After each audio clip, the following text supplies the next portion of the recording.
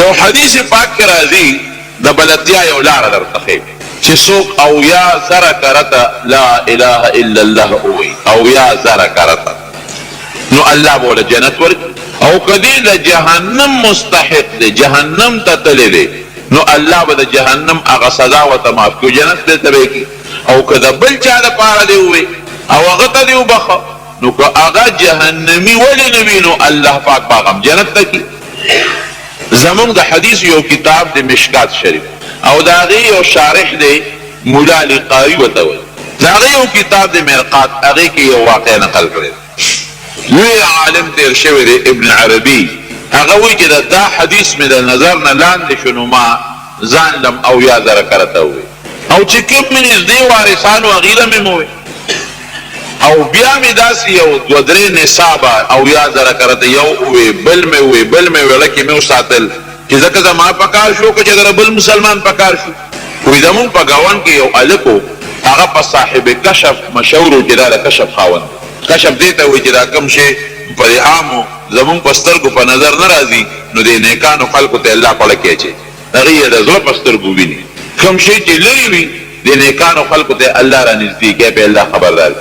وایي د یو هلک و، وایي خلکو به وایي چې دا د کشف خاوند دی، ده ته دا بعضې پټ څیزونه هم الله ښایي. وایي ما نه منله.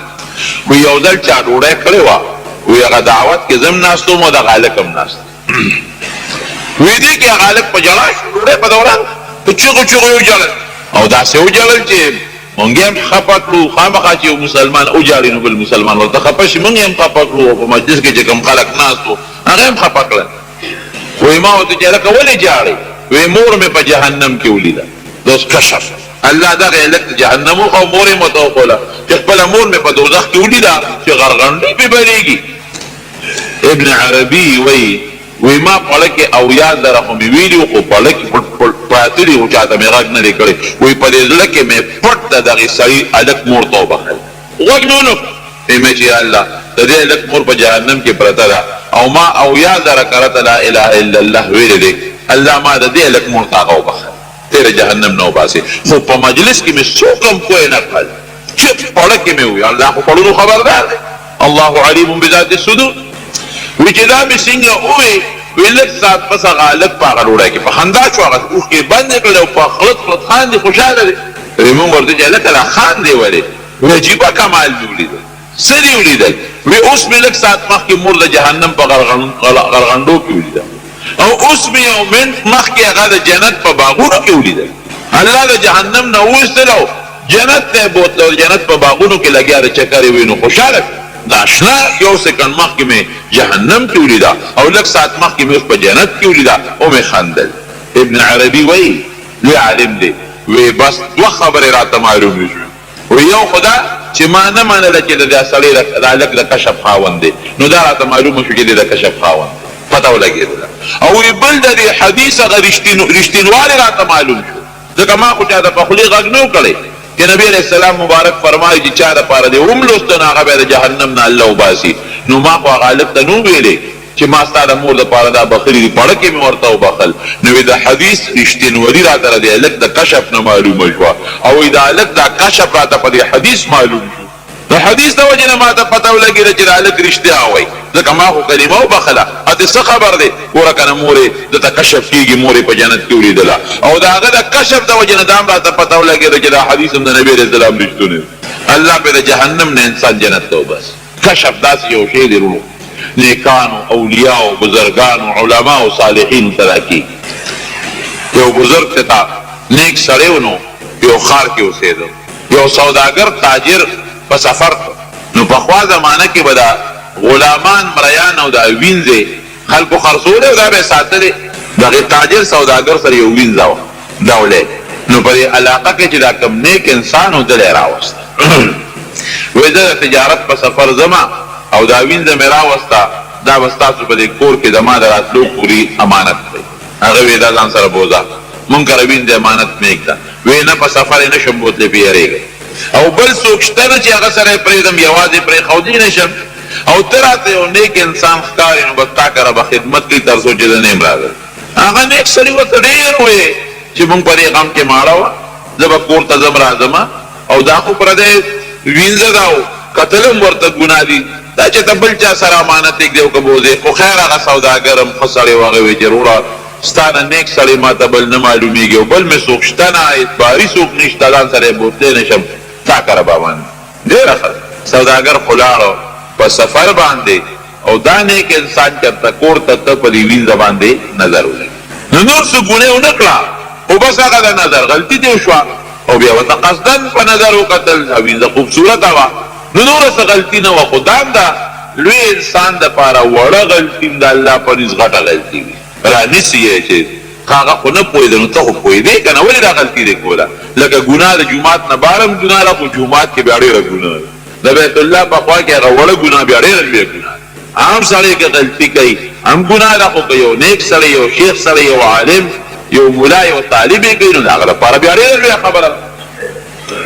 بس دا سړی چې څنګه ورته نظر وکړو د ګناه نظر یې وکړو نو فورا نظر یې واړو جومات ته لاړو او الله ته په ژړا شو چې یا الله دا مې څه وکړه هغو ما غلطي وکړه خره چې غلطۍ پسې نوره غلطي ونه شوه دا مې څه وکړه زما توبه ده توبې وباسي جاړه خو زړه نه مطمئن کېږي د دې سړي یو بل پیر راغلل وایي یاره دغسې ما نه غلطي شوه اوس ما ته څه دعا وکړه چې الله تعالی ما ته دا ګناه معاف کړي هغه به ودرېږه لږ پخوا د بزرګانو به د خپل مریدان لږ یو بوټی برابرول به داسې په اسانه باندې به هغه د هغه خپل خلافت نه ورکو چې به پوه شو چې ده کې اوس ځای پیدا شو د تکړه شو د ده باطن صفا شو او ښه به یې وکړو نو د هغې نه پس به ورته به اجازت ورکړه هغه هم وایي چې راشه توبه وویستله خو الله په توبه معافي کوي خو راشه لږ یې کړومه چې آینده له دا غلطي بیا نه کړي وایي ته به داسې کار وکړي چې زما یو پیر دی او فلانکي کلي کې اوسېږي هغه له به لاړ شي هغه ته به دا خپله مسله پیش کړي هغه به د الله نه دعا غواړي نو هله به د الله بخي چې لږ یې وکړېږي چې بیا داسې غلطي دی نور چې الله تعالی نبی علیه السلام مبارک دغسې یو سړی راغی یو صحابي وایي الله رسوله ما دغسې غلطي کړې نظر مې کړی دی یو پردی زنانه ته قصدن مې کړی دی نوره ګناه دې کړې ده نوره مې نه ده کړې خو دغه وایي مونځ دې مونږ سره وکړو او وایي ځه ګناه راته الله معاف کړې ده ځکه چې نبی علیه السلام د راغی خو د زړه نه توبهګار و الندم توبة ستومانه ستومانتیا توبه ده خو ده لږ کړو نو وایي چې فلانکي کلي ته به لاړ شي هلته کې زما یو پیر دی هغه ته به دا مسله ووایي ابدا د الله په دربار کې دعا وغواړي الله به ما دی لا چې هغه کلي ته ورغې تپوس یې وکړو دلته فلانکي سړی شته بزرګ نیک سړی هغې خلکو چې دلته نیک داسې بره وکتل چې دا خو کشته جامې دي د سنتو پټکي یې په سر دی لاس کې تسبیح دي ورسره او دې رقم سړي تپوس کوي وایي نه صاحب دا نشته بل نه تپوس کوي بل نه تپوس کوي دې چا نه تپوس وکړو ویې وړه ته چې کوم سړی یادی نو دا سړی شته خو ستا په پوزیشن کې هغه نه دی وی ولې وی ته خو نیک بزرګ سړی غواړې او چې دا ته کوم نوم یادی او د کوم بازار او د کوم کلي نوم یادی نو دا دلته یو سړی شته خو شرابي دی شراب څکي بدعمله دی او د شرابخانې بازار کې اوسېږي واپس هغه خپل پیر ته وایي چې صاحب هغه تا چې ما ته کوم نوم او کومه پته راکړې وه نو هغه سړی خو ما پیدا کړ جی خو هغه خو ما خوښ نه شو ولې وی خلکو راته وایي چې دغه شرابي دی او بدعمله دی او د شرابخانې بازار کې اوسېږي نو ما ویل چېرې په داسې خو نو واپس راځه وی همدغه سړي له ورغی همده له ورغی چې دې دله د الله په دربار کې بخښنه وغواړي الله دې معاف کړي ده له ورغی بیا ورغی تپوس یې وکړه چا ورته وایي صاحبه ته په دا سړي څه کوې وی زما ورسره کار دی خدای ته وګوره دا خو بدعمله سړی دی او شرابي سړی دی یاره وایي ما ته کور وښایه زه ورځم کور یې ورته وښودی هغه بازار کې چې ورسره وانم دی نو خلک ورته کوس پاس ګوري چې دې بازار ته ګورو دې ملا صاحب ته ګورو دې بازار ته ګورو دې نیک سړي ته ګورو دې پټکي ته ګورو دې جامو ته ګوره په بازار کې خو هر سړی لګیا دی خوراک کوي خو که داسې یو پټکي والا سړی د چولو والا تال په غاړه په کېناست نو ټول خلک ورته نیغ نیغ ګوري یا بعضې وخت کې په دې مارکېټونو کې نو ډېر خلک منډې تړلې وي زمونږ سخت ضرورت یې هم نه کېږي چې لاړ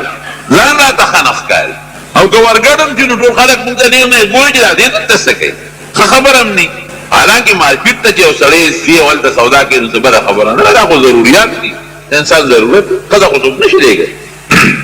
بهر کیف هغه ویلان شو دغسې دی اوس ورغې بازار کې خلک ورته نیغ نیغ ګوري خیر خدای معلوم ته هغه کور دروازه یې وډبوله دروازه یې وډبوله نو هلک ولا وایي څه کوې فلانکي سره مې کار دی راننوت چې ورننوت یو ځای کې اوس دی ناست دی او هلک دی نوجوان او ورسره یو بل خشته هلک ناست دی ورسره یو زنانه هم ناسته ده او مخامخ د شرابو بوتل هم ورته پروت دی بس دا سړی وایي چې دا خو دا څه بلا لرالم، دا شرابو ته پراته دي، دا لک ورسره ناست دی او دا زنانه ورسره ناسته ده چې دې ولیدم هغې در په مخ څادر واچوه خو یې مخ واړو. دا خو په کار دی چې ما نه لاس نیوه وکړي، زه وله دوا وکړم نو دله زه راغلی یم. دا مثلا خپل پیر څوک دی؟ ما خو چې د معمولي ګناه څوک وایي یو ویندې ته کتلی دي یو نظر او زه اوس ماپی پسې ګرځم نو ده سره خو دا جیرې راځي ناسته ده ټول عمر ورته نیغ ګوري، دا هلک ورسره ناست بیا هلک یې سوچ کوي چې یاره اسم دونه مزل دی وکړه یو ځل نه دوه ځله راشه تا نه پسې دا خپله مسله ورته وکتل. بیا هلک یې وایي چې مسله ورته سره بیانې ورېږه په ده لګې سوال کومه چې دا دې په ګناه کې ولې پروت دی. نو ورته وایي وروره ده خو یو خبرې را راغلې ما خو د هغې خبرې ورته ونه وې چې څه راغلې خو د هغې نه مخکې تا نه یو تپوس کوم. وایي څه تپوس رانه؟ وایي تپوس ته نه دا کومه چې دا تا سره چې دا کم ناست دي دا څوک دی دا څوک دی دا څوک. وایي دا خو مې زوی دی دا لف دا مې زوی دی او وایي دا مې مور ده دا زنه ده او دا مخکې شراب ګیلاس یې راواخېست او د هغه سراحین یې په هغې کې هغه شراب واچول او تپوس ته نه بل وایي دا شک خو مې ووته خو دا تپوس ته نه کومه چې ته دومره نیک سړی یې او زه خپل پلانکي پیر تا له راولېږلم نو ته د شرابخانې په دې بازار کې څه له اوسېږي چې ته بل ځای کور ولې نه اوسېږي بل ځای به دې کور جو دلته ولې اوسېږي. او ورته وایي داسې کار دی وایي دلته اوسېږم او د الله د دین خدمت کوم همدې شرابیانو ته ناست یم دي د خدمت دي د نصیحتونه کوم دا پوه یم د دې ګناه نه دا خلک اړوم خپل محنت کوم او وایي دلته ځکه اوسېږم بار نه اوسېږم او دا حالت مې ځان له بدل کړی دی چې که بار ته لاړم که نه نو بیا به راباندې خلک د نیکۍ ګمان کوي او وینځې به راسره امانت دیږدي او غلطۍ به رانه کېږي. بس پوه شو چې دا خو هلکه دا خو د کشف خاوند وخت ما ورته خپل ال نه دی ویلی دې راباندې پوه شو چې د کشف وایي دا څه علم غیب نه دی ګورې خو د الله خاصیت دی کشف ورته وایي کشف. کرامت د بزرګانو ته کله کله داسې یو شی چې د عقل نه باري د ظاهري نظر نه باري کله کله همیشه نه الله تعالی دې زړه کې د هغې القا وچي او ورته الله ښکاره کړي د بزرګانو کرامت شو کشف شو. وایي لاسونه مې ورته په کونډو کېښول چې زه خو معافي غواړم خو ما د دعا وایي دعا یې راته وکړله څه کلمات یې م راته وښولو د هغه ځای نه واپس خیر دا خبره خو مې د کشف متعلق وکړه. ابن عربي وایي چې هغه هلک او دا دې ده ته معلومه شوه چې مور یې جنت ته لاړه نو دا د نبي علیه السلام مبارک دا حدیث هم رښتونی دی او د هغې نه راته د هغه کشف هم معلوم شو. نو چې څوک دا وایي لا اله الا الله د مرګ په وخت کې دخل الجنه بس جنت ته به داخل شي جنت ته به ځي. علما خو د دې حدیث کې ډېر تفصیلات کوي خو زه ستاسو د پوهې دپاره مختصر یو خبره کوم. اوس به ته یو سوال کوې چې یاره دا خو به ډېر سړی ګناهګار او ډېر بد عمله به او د ځنکدن په وخت کې به دا کلمه وویل نو دی به جنت ته ځي نو دونه بد عملی چې کړي یا یو سړی ډېر ګناهګار دی او ډېر بد عمله دی او ګناهونه یې کړي دي او دی اویا زره ځله دا کلمه وویل نو دا به اویا زره کلمه خو ډېر لږ شي دی بس یو څو ورځې کې به خلاصه شي او هغه دونه بد عملی به ورته الله تعالی په مفتو کې معاف کړي. وروڼو دوه جوابه درته کوم چې تاسو پرې پوه شئ.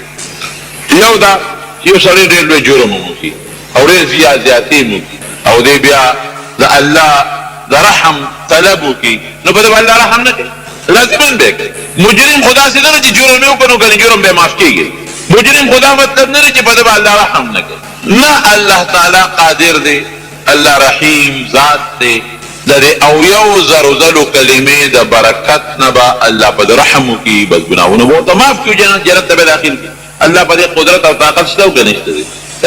ما خو درته ښکاره کړه خبره چې کوم شي سره د ځان بلد که هغې سره به بلد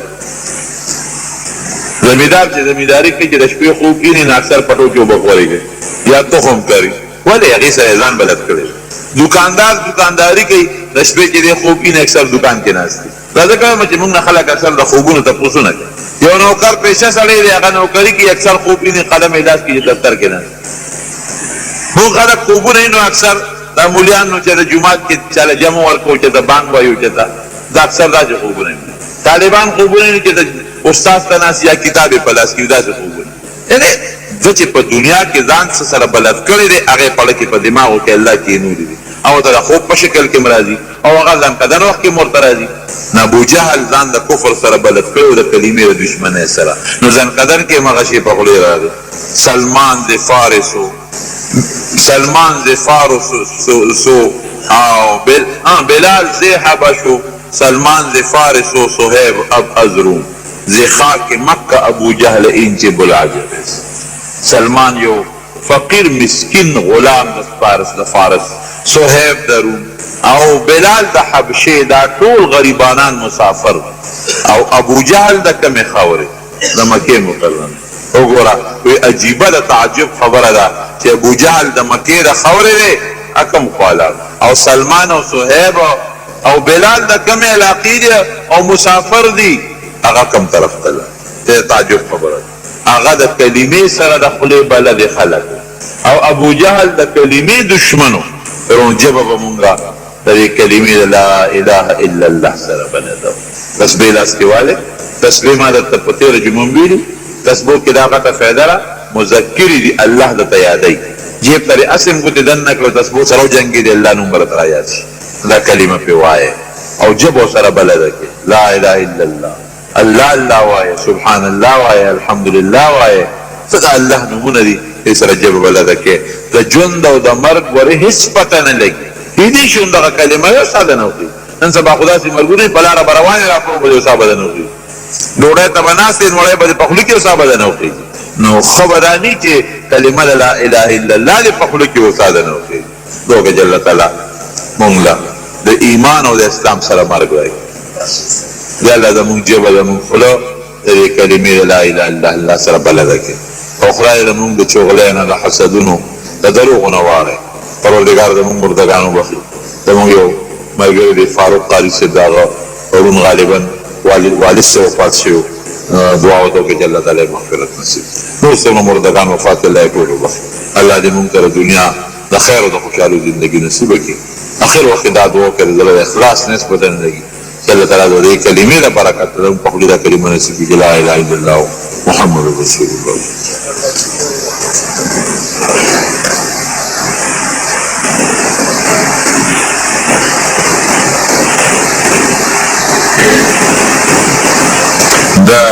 د انځر دا مشهوره خبره د انځر ګل چې دی نو دغه دی دا غیبېږي او دا چې چرتۍ سړی پې مالدارېږي، داسې خبرې ټوټ کېږي. ښه داسې خبرې دي. صورت رسمي طریقه خو ما بیانه کړې ده، او دا خو ډېر دغه دی چې ته کیسټ کې ستا حافظ صاحب د تسبیح طریقه غواړي، هغه کیسټ ورته بیا برابروه.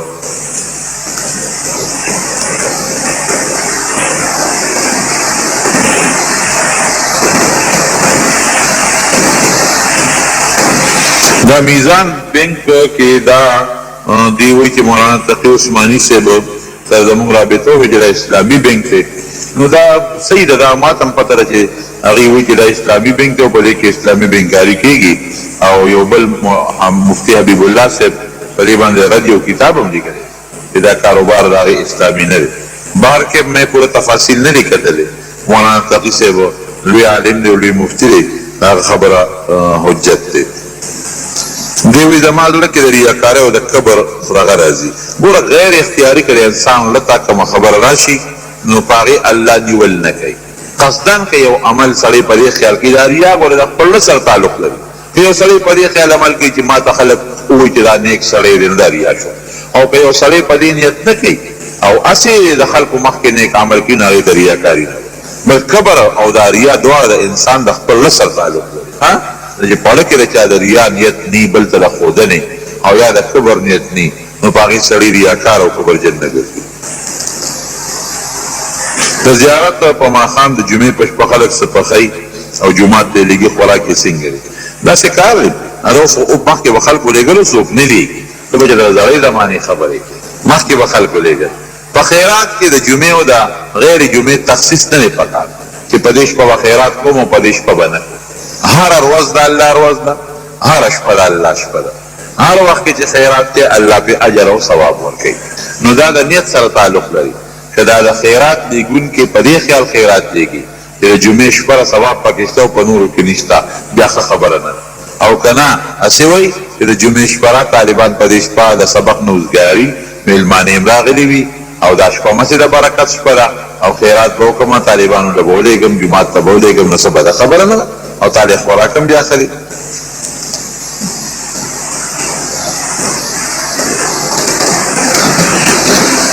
د د قبر خدمت چې دی که نه دې کې د قبر خدمت لیکلی قبر هېڅ خدمت نشته د قبر دا دی چې بس قبر باندې خاوره واچوې او کاڼي ورته کښېږدي چې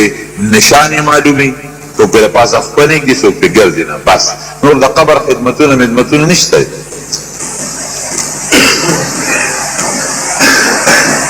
دی وایي چې بعضې خلک فرض مونځ نه فارغ شي نو په لاس پخي طرف کېږي او څه وایي دا مولانا شرف علي تانوي رحمت الله علیه لیکلي دي چې څوک د فرض مانځه نه پس په سر باندې لاس کېږدي دا ښی لاس ښي طرف ته او یا قویو 11 کرته وایي یا قویو نو الله حافظه مضبوطوي یا قویو 11 کرته وایي او دا ښی لاس پخي طرف کېږدي الله دا دماغ حافظه مضبوطوي خو داسې لازم ملزوم ګڼل نه دي پکار یو ښه خبره ده او فایده پکې شته دی ماسخوتن د ویترو نه مخکې 2 رکعاته نفل د ویترو نه مخکې 2 رکعاته نفل نشته دی که ویتر د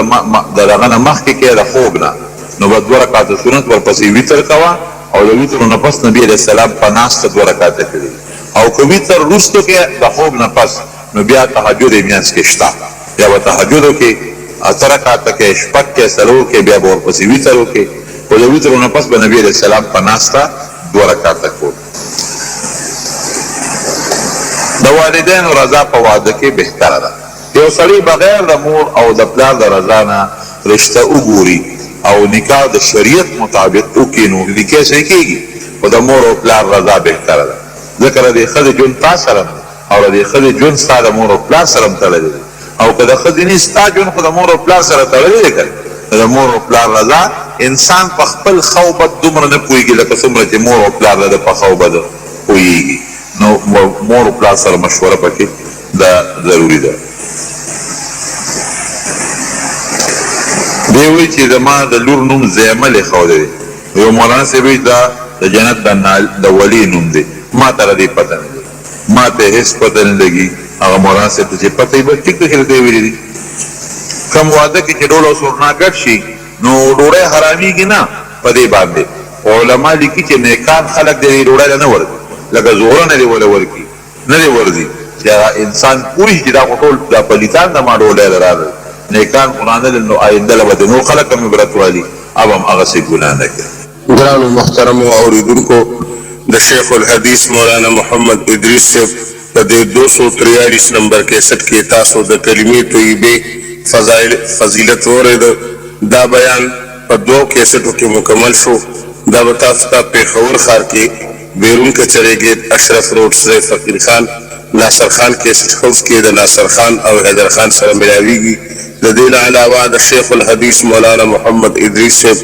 د هر جمعې تقریر به هم تاسو ته د دې دکان نه ترلاسه کیدی شي ټلیفون نمبر دی 255 29 12